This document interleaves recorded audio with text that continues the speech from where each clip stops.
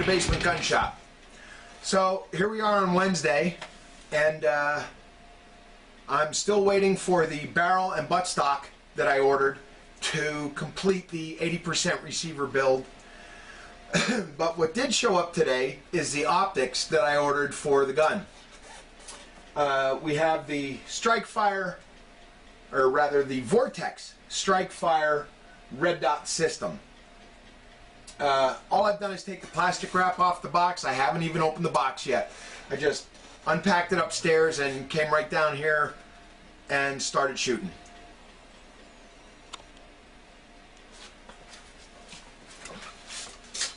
So let's open the box and see what we got in here. Your typical bubble wrap packaging. We have a plastic bag with the manual, an Allen wrench, a battery, and I'm not sure what this round thing is, but we have a mount. And set that stuff over there. Find out what this deal is.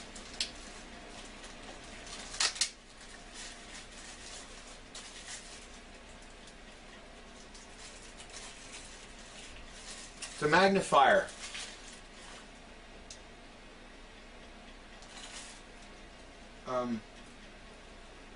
Evidently this magnifier will also screw onto the ocular end.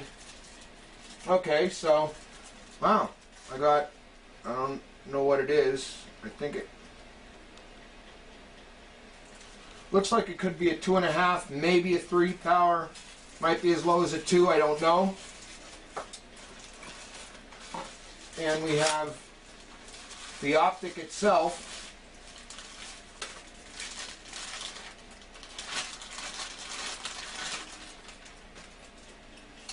Attention! To power off the Strikefire, press and hold the on-off button for 5 seconds. Okay. Pretty neat looking. We have intensity up and down and a night vision button right here. That night vision button, intensity up and down, night vision button, power button right here on the side. Don't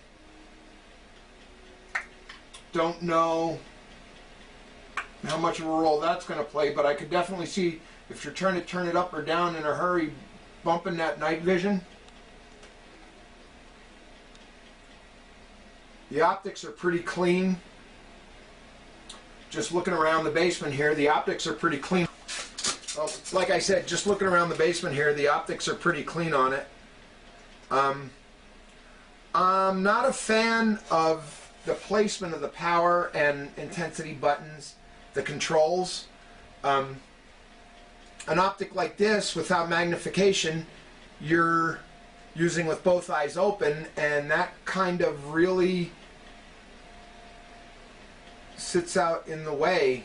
I'm kind of noticing that, but we'll see when we actually get it mounted on the 80% AR and get out and shoot it. So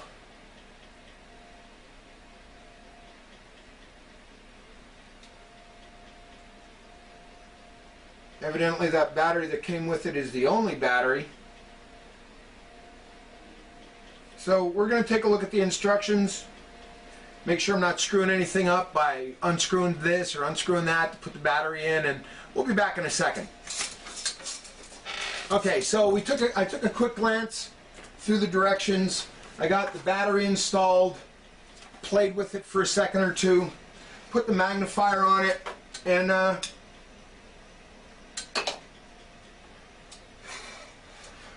not terribly crazy about the magnifier. It really narrows your field of vision. It's only, according to the directions, it's only the manual, it's only a 2 power magnifier. It focuses like any other magnifier by turning the ocular lens. you do have to take the flip up cover off the ocular end to put the lens on the magnifier. Although if you're wondering why the ACR is sitting out here on the bench, I want to draw your attention back to the review I did of the Burris AR-332 sight that's on here, when I said, oh, I'm not really crazy about this whole reticle thing, but then when I actually got it out to the range, I was quite impressed with it for the price of the device. So at this point, I'm going to say I'm not crazy about the magnifier, but I'm right down here in my basement and I can only see like 35 feet with it. So, and I'm looking at a very cluttered bench back there. You only see the neat part of the basement gun shop. You don't see the clutter. Sure. Here's a mount. It's a pretty beefy mount. It has a nice weight to it. It's a 6-screw mount. But one thing I will say right off the bat is that those screws are not Allen heads like we're all used to. They're Torx bit. So if you do choose to pick up a Strikefire, the Allen wrench that comes with it, it isn't an Allen wrench, it's a Torx wrench. So unless you have Torx bits laying around, be careful with the wrench, make sure it stays where it's at. I'm not going to mount this until my 80% is done, simply because I can have it up in the vise block, mounted, being held by the vise, and make sure this sight is level and it looks good and all that other stuff. According to the box, this is the lower mount for co-witnessing iron sights with it, but we'll see how that plays out. As far as the sight itself, and there we go. As far as the sight itself, when I turned it on, it was at its highest intensity on the red dot. I have to say, looking through it and switching it to the green dot is considerably more intense than the red dot. I tried to find what size dot it was. I believe it's a 2 MOA dot or maybe a 4. Let me turn that off. We'll look through the manual again.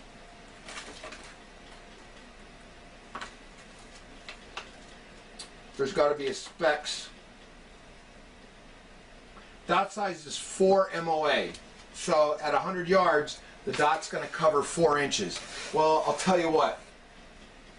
I find it hard to believe that that's a 4 MOA dot.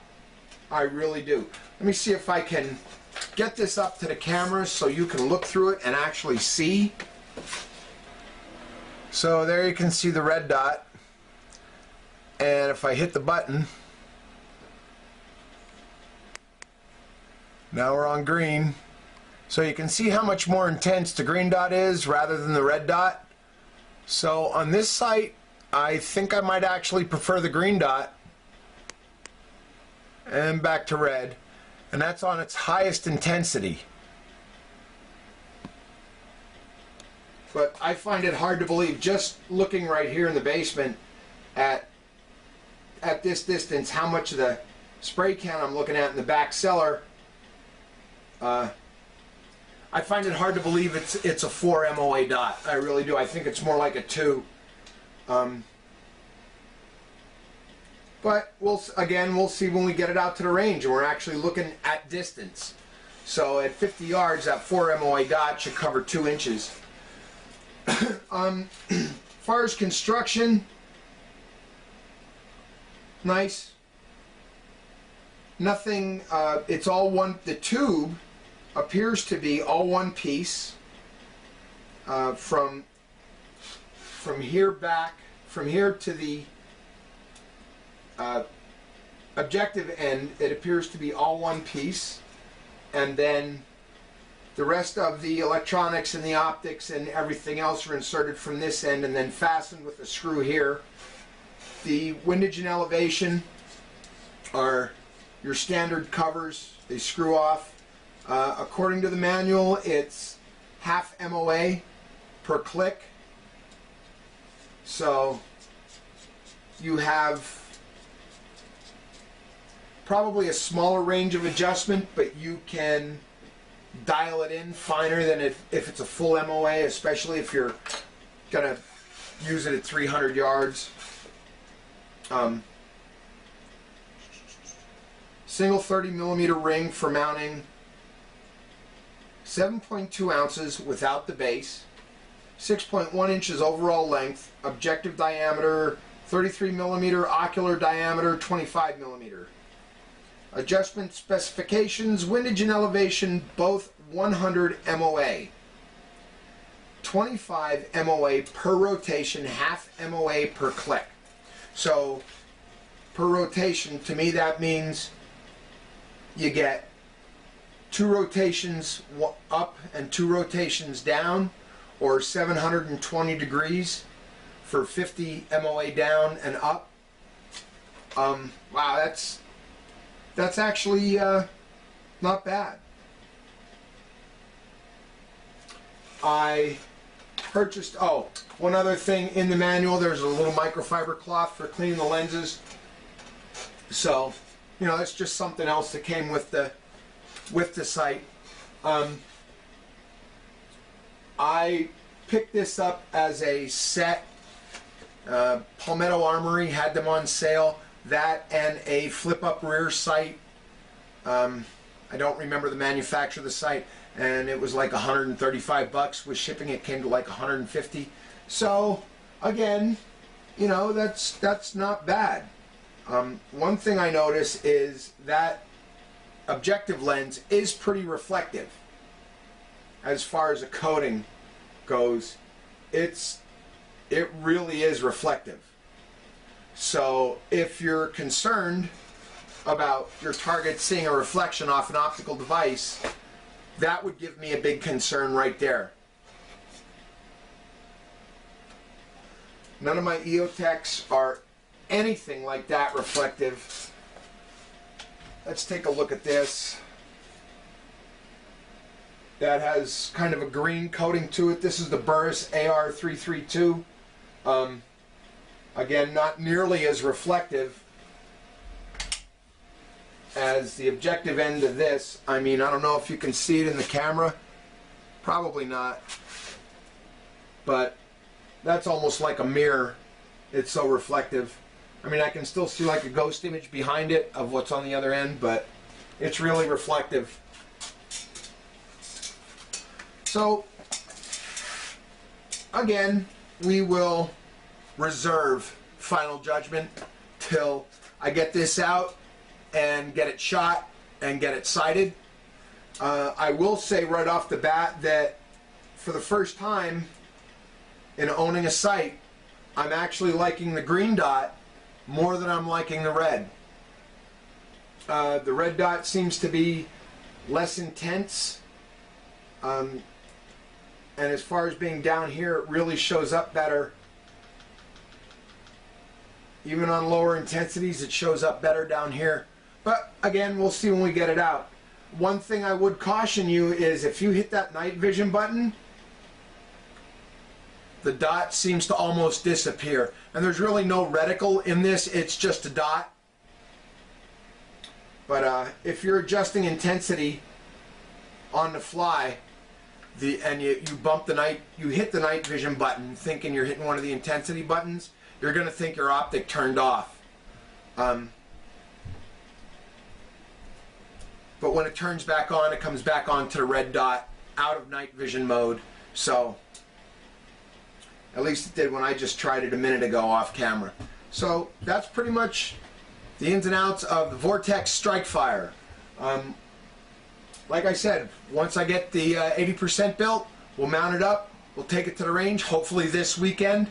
So maybe Saturday night or Sunday night, you'll be seeing the review of the 80% being shot for the first time ever, and then sighting this in to go along with it. So until next time, thanks for watching the Basement Gun Shop. You like what you see? Like the channel, subscribe even better. And if you have ideas for something you want to see, a piece of gear, if I have it, I'll review it. If it's not ridiculously pricey, like, you know, like $17,000 for a Barrett, I'll buy it and review it. Again, no sponsors here, just me. You know, one man, one tripod, one workbench, and a bunch of clutter, all accumulated around guns. So, thanks for watching the Basement Gun Shop, and until next time, stay safe and keep shooting. So, before I end this episode of the Basement Gun Shop, I want to talk about a little bit about my next project. You could call this the teaser trailer for the next project. If you've been following the 80% AR build, you know I have a barrel and a buttstock laying around. I can't leave a barrel laying around. There's got to be something to do with that barrel, and that means build another gun.